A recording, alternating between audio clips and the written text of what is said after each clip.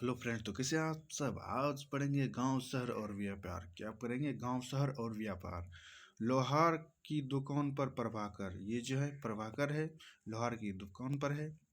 प्रभाकर लोहारों को काम करते हुए देख रहा था। लोहारों को काम करते हुए देख रहा था। एक छोटी सी बेंच पर कुल्हाड़ी और हंसिया जैसे कुछ औजार बेचने के लिए खड़े थे। कुल्हाड़ी और कुछ हंसिया जैसी वो बेचने के लिए खड़े थे। दूसरी ओर भट्ठी जल रही थी। दूसरी ओर भट्ठी जल रही थी। दूसरी ओर भट्ठी जल रही थी। औजार बनाने के लिए दो लोग लोहे की एक छड़ को गर्म कर उसे पीट रहे थे। ठीक है, औजार बनाने के लिए दो लोग गर्म लोहे को पीट रहे थे। प्रभाकर ये सब बड़ा मजेदार लग रहा था। प्रभाकर को ये सब बड़े मजेदार लग रहा था। लोहे के औजार और खेती। आगे पढ़ेंगे लोहे के औजार और खेती। लोहे का प्रयोग आज एक आम बात है। लोहे की चीज़ें हमारी रोज़मर्रा की ज़िंदगी का हिस्सा बन गई है। इस उपमहाद्वीप में लोहे का प्रयोग लगभग 3000 साल पहले शुरू हो गया था। लोहे का प्रयोग कितना साल पहले? लगभग 3000 साल पहले शुरू हो गया था। कितना? 3000 साल पहले शुरू हो गया था। महापाषाण कब्रों में लोहे के औजार और हथियार बड़ी संख्या में मिले हैं। महापाषाण में कब्र में लोहे के औजार बहुत बड़ी संख्या में मिले हैं। इनके बारे में तुम अध्याय 1 में पढ़ चुके हैं, यानी कि फर्स्ट क्लास में हम पढ़ चुके हैं। अगर दिन नहीं पढ़े हैं तो जाके वीडियो देख सकते हैं। करीब 2500 वर्ष पहले लोहे के औजारों के बढ़ते उपयोग का प्रमाण मिलता है। कितने वर्ष पहले? 2500 वर्ष पहले लोहे के औजारों का प्रयोग मिलता है। इनमें जंगलों को साफ करने के लिए कुल्हाड़ियाँ और जुताई के लिए हलों के फाल शामिल है। कुल्हाड़ी और हल के फाल भी इसमें शामिल है। अध्याय 5 में तुमने पढ़ा, मतलब 5 अध्याय चैप्टर नंबर 5 में हम पढ़ चुके हैं कि लोहे के फाल के इस्तेमाल में कृषि का उत्पादन बढ़ गया था। कृषि का उत्पादन क्या होता है? बढ़ गया था। औजारों की सूची में इन चित्रों के नाम चुनो। हंसिया, कुल्हाड़ी और सड़ीसी। लोहे की ऐसी 5 चीज़ें की सूची बनाओ जिनका प्रयोग तुम रोज करते हो। मतलब रोजमर्रा कचिया हुआ, खुरपी हुआ, और ये देखिए हंसिया है, ये हंसिया है, और ये देखिए हल का फाल है। कुल्हाड़ी ये कुल्हाड़ी, और ये चिमटा, इसको क्या बोलते हैं? चिमटा बोलते हैं। कृषि के उत्पादन बढ़ाने के लिए उठाए गए एक अन्य कदम सिंचाई। समृद्ध गांवों के बिना राजाओं तथा उनके राज्यों का बने रहना मुश्किल था। समृद्ध गांवों के बिना, जो समृद्ध गांव था उसके बिना राजाओं तथा उनके राज्यों को बने रहना बिना मुश्किल था। जिस तरह कृषि के लिए विकास में नए औजार तथा रोपाई महत्वपूर्ण कदम थे। कृषि के लिए सब चीज़, औजार और रोपाई का काम बहुत महत्वपूर्ण था। अध्याय 5 में हम पढ़ चुके हैं। उसी तरह सिंचाई भी काफ़ी उपयोगी साबित हुई। सिंचाई भी क्या हुआ? काफ़ी उपयोगी साबित हुआ। इस समय सिंचाई के लिए नहरें, कुएं, तालाब तथा कृत्रिम जलाशय बनाए गए। नहरें, कुएं, तालाब क्या हुआ? नेचुरली से लेकर कृत्रिम बनाए गए। इस चार्ट में तुम्हें सिंचाई से आए परिवर्तन दिखाए गए हैं। खाली स्थानों में सही वाक्य भरो। ठीक है, खाली स्थानों में सही वाक्य भरो। लोगों द्वारा परिश्रम किया गया। किसानों को लाभ मिला क्योंकि अब उत्पादन की अनिश्चितता घटी। कर अदा करने के लिए किसानों का उत्पादन बढ़ना था। ठीक है, राजाओं ने सिंचाई की योजना बनाई और धन खर्च किया। चलिए, रिक्त स्थान में क्या होगा? राजा को सेना, महल और किले बनवाने के लिए धन चाहिए थे। ठीक है, वे किसानों से कर लेते थे और नहर एवं सिंचाई का निर्माण करते थे। यह सिंचाई से ही संभव था। कृषि करवाते थे नहर से, और यह सिंचाई से संभव था। उसके आगे क्या होगा देखिए। उसके बाद कृषि उत्पादन बढ़ा, राजस्व भी बढ़ा, और आय निर्यात भी बढ़ा राज्य में। गांवों में कौन रहते? इस उपमहाद्वीप के दक्षिण तथा उत्तरी हिस्सों के अधिकांश गांवों में कम से कम 3 तरह के लोग रहते थे। उत्तरी हिस्सों में अधिकांश गांवों में कम से कम 3 तरह के लोग होते थे। तमिल क्षेत्र में बड़े भूस्वामियों के वेल्लला साधारण हलवाहों को उनवार और भूमिहीन मजदूर रहते थे। दास केसेडियर और अधिमाई कहलाते थे।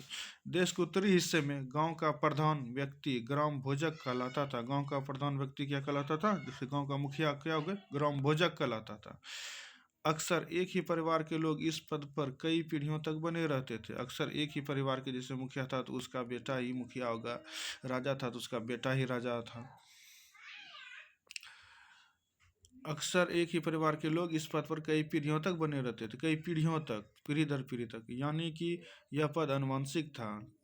ग्राम भोजक के पद पर आमतौर पर गांव का सबसे बड़ा भूस्वामी होता था।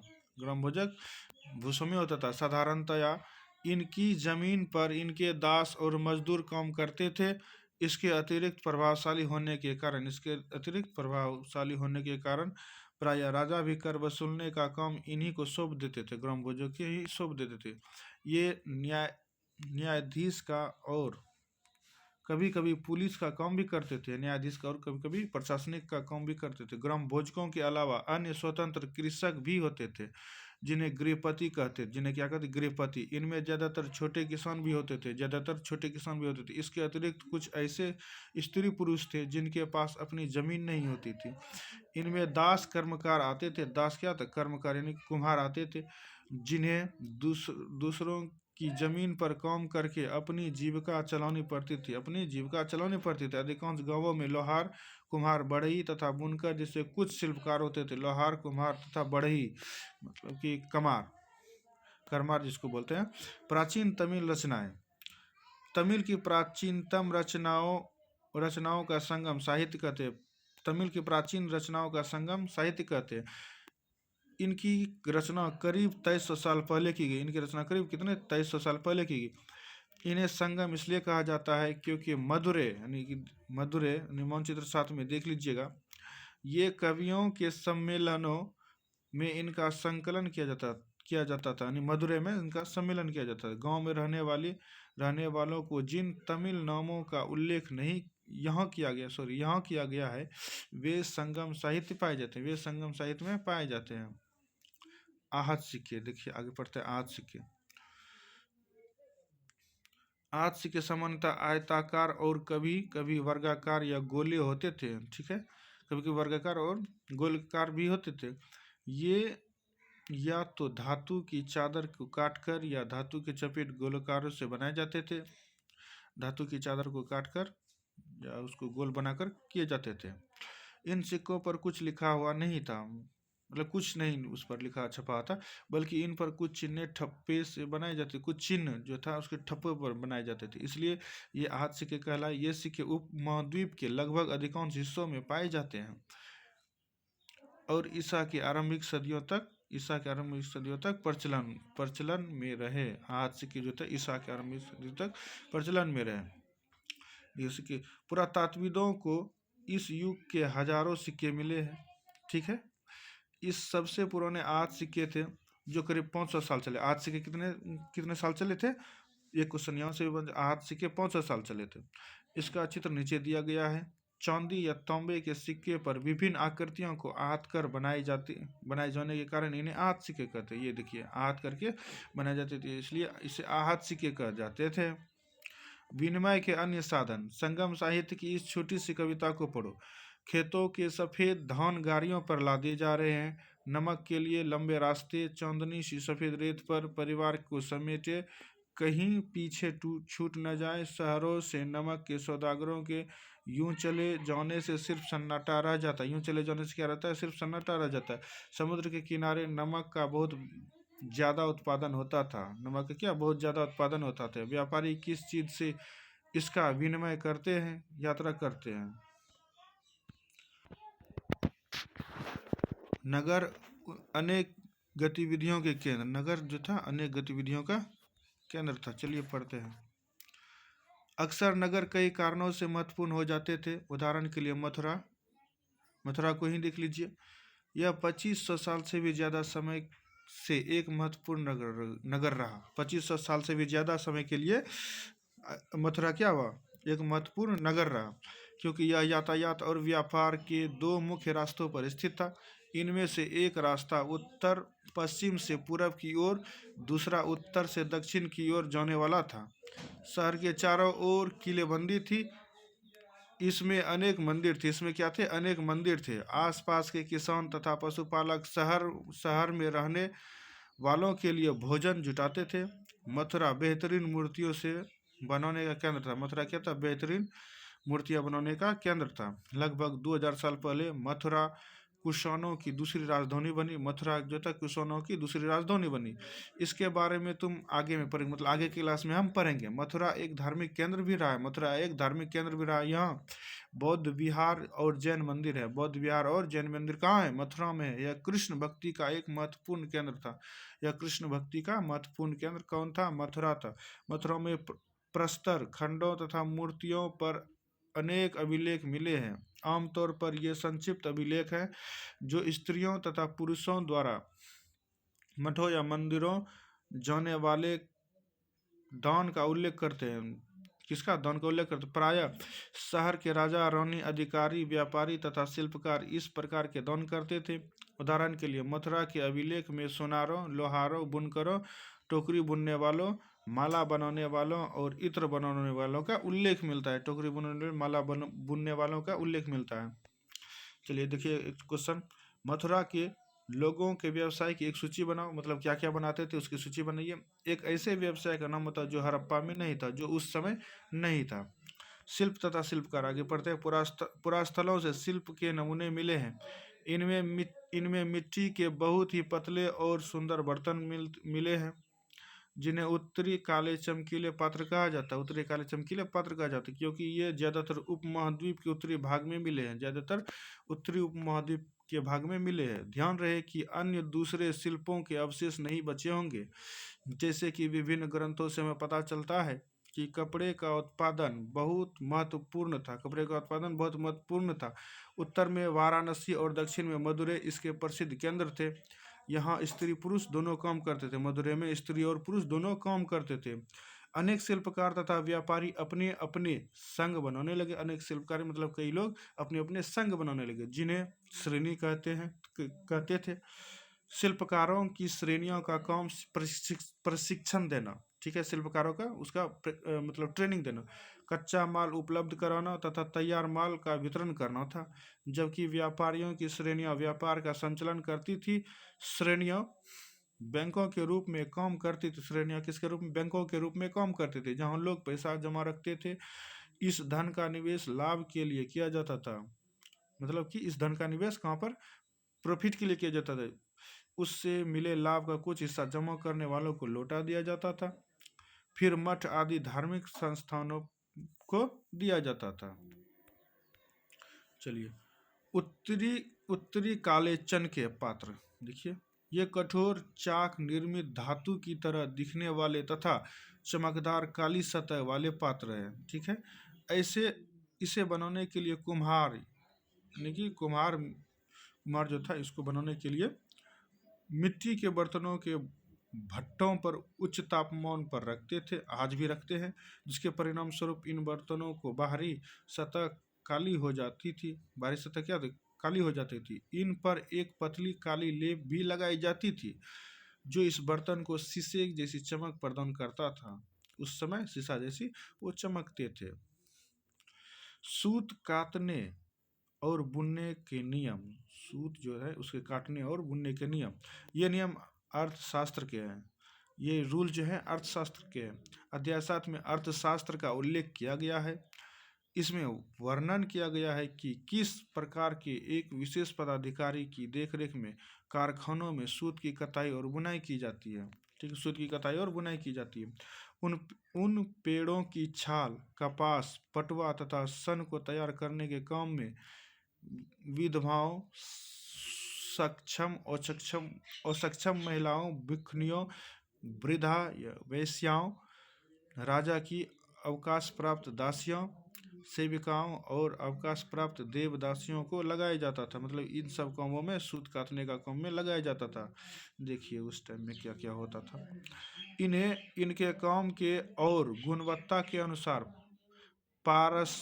पारिश्रमिक देना चाहिए, गुणवत्ता के अनुसार पारिश्रमिक देना चाहिए, मतलब कि वेतन देना चाहिए। जिन महिलाओं को बाहर निकालने की अनुमति नहीं है, जिन महिलाओं को बाहर निकलने की अनुमति नहीं है, वे अपनी दासियों को भेजकर कच्चे माल को मंगवा सकती है, मतलब कच्चा जो था मटेरियल मंगवा सकती है, फिर तैयार माल उन्हें भेजवा सकती है, फिर जो उसके जो प्रोजेक्ट बना उसे भेजवा सकती है।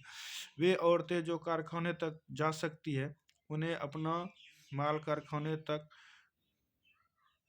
तड़के तड़के ले जाना पड़ता था, तड़के ले जाना पड़ता था, जहां उन्हें पारिश्रमिक मिलता था। इस समय माल को अच्छी तरह जांचने के लिए रोशनी रहती है।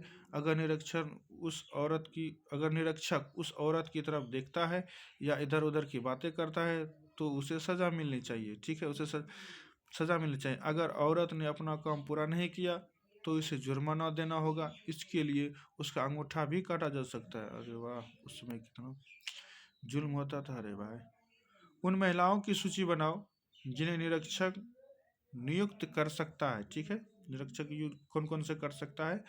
क्या काम करने के दौरान महिलाओं की मुश्किलें झेलनी पड़ती थी? एकदम सही बात, झेलनी पड़ती थी, बहुत झेलनी पड़ती थी। सूक्ष्म निरीक्षण अरिकामेडु, सूक्ष्म निरीक्षण अरिकामेडु, मानचित्र 7 यानी कि पिक्चर नंबर 7 में अरिकामेडु पुडुचेरी में ढूंढो, मतलब पुडुचेरी में है अरिकामेडु।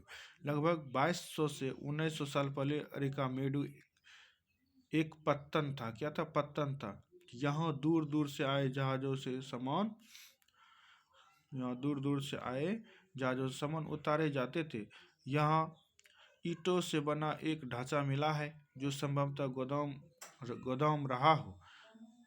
यहाँ भूमध्य सागरीय क्षेत्रों के एम्फोरा जैसे पात्र मिले हैं। इनमें शराब या तेल जैसे तरल पदार्थ रखे जाते थे। इनमें दोनों तरफ से पकड़ने के लिए हत्थे लगे हैं, दोनों तरफ से पकड़ने के लिए कड़ी यानी हत्थे यानी कड़ी लगे हैं।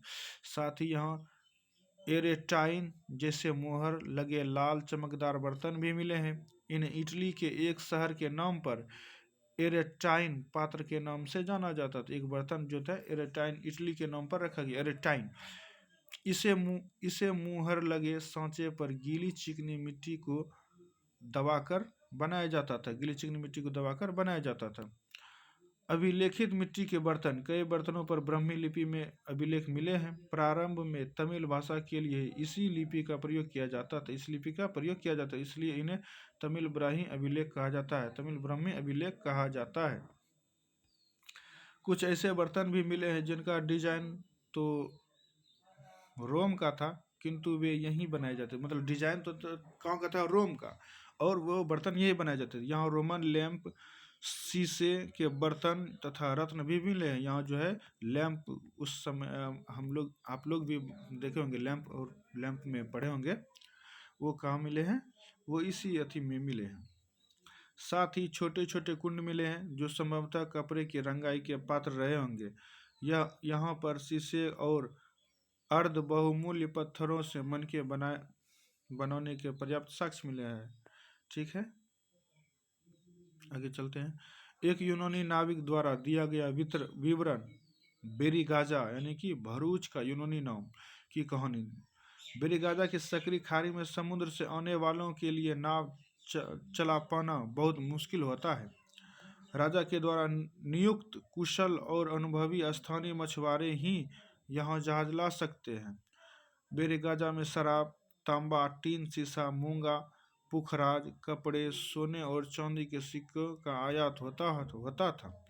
हिमालय की जड़ी बूटियाँ, हाथी दांत, गोमेद, कार्नेलियन, सूती कपड़ा, रेशम तथा इत्र यहाँ से निर्यात किए जाते थे। रेशम और इत्र, सेंट जिसको बोलते हैं हम लोग, जो फॉग यूज करते हैं, वो यहाँ से निर्यात किए जाते थे। राजा के लिए व्यापारी विशेष उपहार लाते थे। राजा के लिए व्यापारी जो था वो विशेष उपहार लाते थे। इनमें चांदी के बर्तन, गायक किशोर, सुंदर औरतें, अच्छी शराब तथा उत्कृष्ट महीन कपड़े भी शामिल थे। बाप रे, देखिए उस समय उपहार में क्या क्या चीज लाते थे। व्यापार और व्यापारी। तुमने उत्तरी काले पॉलिश वाले बर्तन के बारे में पढ़ा है। ये खूबसूरत बर्तन खास तौर से इन कटोरियों तथा थालियों इस उपमहाद्वीप के अनेक पुरास्थलों से मिले हैं। सवाल उठता है कि इन जगहों पर ये बर्तन कैसे पहुंचे होंगे। ऐसा अनुमान लगाया जाता है कि जहाँ ये बनते थे वहाँ से व्यापारी इन्हें ले जाकर अलग अलग जगहों पर बेचते थे। वहाँ से व्यापारी उन्हें अलग अलग जगहों पर बेचते थे। दक्षिण भारत सेना मसाले खास तौर पर काली मिर्च तथा कीमती पत्थरों के लिए प्रसिद्ध था। कीमती पत्थरों के लिए क्या था? प्रसिद्ध था। काली मिर्च की रोमन साम्राज्य में इतनी मांग थी कि इसे काले सोने के नाम से बुलाते थे। काले सोने के नाम से बुलाते थे। व्यापारी इन सामानों को समुद्री जहाज़ों और सड़कों के रास्ते रोम पहुंचते थे। कहाँ पहुंचते थे? रोम। दक्षिण भारत में ऐसे अनेक दक्षिण भारत में ऐसे अनेक रोमन सोने के सिक्के मिले हैं। कहाँ के? रोमन के सोने के सिक्के मिले। इससे यह अंदाजा लगाया जाता है कि उन दिनों रोम के साथ बहुत अच्छा व्यापार चल रहा था। ठीक है, क्या तुम बता सकती हो कि ये सिक्के भारत कैसे और क्यों पहुंचे? जब व्यापार अच्छा था तो भारत जो था, रोमन के व्यापारी यहाँ आते थे तभी तो मिला होगा। व्यापार से जुड़ी कविताएं। ठीक है, व्यापार के प्रमाण हमें संगम कविताओं में भी मिलते हैं। नीचे लिखी कविता में पूर्वी समुद्र तट पर स्थित पुहार पत्तन पर लाए जाने वाले माल का वर्णन मिला है। ठीक है, समुद्री जहाजों पर लाए गए तेज तर्रार घोड़े, गाड़ियों पर काली मिर्च की गठरियाँ, हिमालय से मिले रत्न और सोना, दक्षिण की पहाड़ियों से चंदन की लकड़ियाँ, दक्षिणी सागर के मोती और पूर्वी सागर के मूंगे, गंगा और कावेरी फसलें, श्रीलंका से आए उद्यान, म्यांमार के बने मिट्टी के बर्तन और दुर्लभ कीमती आयता। एक क्वेश्चन यहाँ भी बनता है, देखिए, कविता में उल्लेखित चीज़ों की एक सूची बनाओ। जो इसमें कविता में जो चीज़ें हैं, मोती है, मूंगे हैं, कावेरी सब फसलें हैं, क्या तुम बता सकती हो कि इन चीज़ों का उपयोग किस लिए किया जाता था? इन चीज़ों का उपयोग, मूंगे का उपयोग किस लिए किया जाता था? माला बनाने के लिए, यही सब होता। व्यापारियों ने कई समुद्री रास्ते खोज निकाले। इनमें से कुछ समुद्र के किनारे चलते थे, कुछ अरब सागर और बंगाल की खाड़ी पार करते थे। नाविक मानसूनी हवा का फायदा उठाकर अपनी यात्रा जल्दी पूरी कर लेते थे। मानसूनी जो हवा था वो नाविक जो था मतलब कि पार लगा देते थे नाव में, वो उसका फायदा उठाते थे। वे अफ्रीका या अरब के पूर्वी तट से इस उपमहाद्वीप के पश्चिमी तट पर पहुंचना चाहते थे। ये दक्षिणी पश्चिमी मानसून के साथ चलना पसंद करते। इन लंबी यात्राओं के लिए मजबूत जहाज़ों का निर्माण किया जाता था। समुद्र तटों से लगे राज्य कौन कौन से राज्य थे? चलिए देखते। इस उपमहाद्वीप के दक्षिणी भाग में बड़ा तटीय प्रदेश है। इनमें बहुत से पहाड़, पठार और नदी मैदान है। बहुत से सारे पहाड़ जो है और पठार भी है। नदियों को मैदानी इलाकों में कावेरी का मैदान सबसे उपजाऊ है। नदियों के इलाकों में कावेरी का मैदान क्या तो सबसे उपजाऊ है। मैदानी इलाकों तथा तटीय इलाकों के सरदारों और राजाओं के पास धीरे धीरे काफी संपत्ति और शक्ति होगी। संगम कविताओं में मूवेंदार की चर्चा मिलती। किसकी? मूवेंदार की चर्चा मिलती। यह तमिल शब्द है। मूवेंदार कौन सा है? तमिल शब्द है, जिसका अर्थ तीन मुखिया होता है। मूवेंदार की मतलब तीन मुखिया। इसका प्रयोग तीन शासक परिवारों के मुखिया के लिए किया जाता है। ये चोल, चेर तथा पांड्य, चोल, चेर, पांड्य यानी कि मानचित्र साथ में देख लीजिए, जो करीब 2300 साल पहले दक्षिणी भारत में काफी शक्तिशाली माने जाते हैं। दक्षिणी भारत में काफी शक्तिशाली ये तीन चीज माने जाते, चोल, चेर, पांड्य। इन तीनों मुखियाओं के अपने दो सत्ता केंद्र थे। इनमें से एक तटीय हिस्से में और दूसरा अंदरूनी हिस्से में। एक तटीय हिस्से में और दूसरा अंदर में होते थे। इस तरह के 6 केंद्रों में से बहुत महत्वपूर्ण थे। 6 केंद्रों में से 2 बहुत महत्वपूर्ण थे। एक चोलों का पत्तन पुहार या कावेरी पट्टनम, दूसरा पांड्यों की राजधानी मदुरै बनी। ये मुखिया लोगों से नियमित कर के बजाय उपहार की मांग करते थे। नियमित कर के बजाय उपहार मांगते थे, ठीक है, कर के बदले उपहार दीजिए। कभी कभी ये सैनिक अभियानों पर भी निकल पड़ते थे, मतलब कि कभी कभी सैनिक अभियान पर भी निकल पड़ते थे और आसपास के इलाकों से शुल्क वसूल कर लेते थे। इनमें से कुछ धन वे अपने पास रखते थे, बाकी अपने समर्थकों, नाते रिश्तेदारों, सिपाहियों तथा कवियों के बीच बांट देते थे। जो उस समय जो कवि था उनके बीच बांट देते थे, रिश्तेदारों को भी देते थे और सिपाहियों को भी देते थे। अनेक संगम कवियों ने उन मुखियाओं की प्रशंसा में कविताएं लिखी, जो उन्हें कीमती जवाहरात, सोने, घोड़े, हाथी, रथ या सुंदर कपड़े दिया करते थे। ठीक है। इसके लगभग 200 वर्षों बाद पश्चिम भारत में सातवाहन नामक राजवंश का प्रभाव बढ़ गया। किसका? सातवाहन नामक राजवंश का प्रभाव बढ़ गया। सातवाहनों का सबसे प्रमुख राजा गोमती पुत्र सातकर्णी था। सतकर्णी जो था किसका बेटा था? गोमती का पुत्र था। उसके बारे में हमें उसकी माँ गौतमी बालश्री द्वारा दान किए गए अभिलेखों से पता चलता है। वह और अन्य सभी सातवाहन शासक दक्षिणापथ के स्वामी कहे जाते थे। दक्षिणापथ के क्या कहे जाते हैं? स्वामी कहा जाते थे।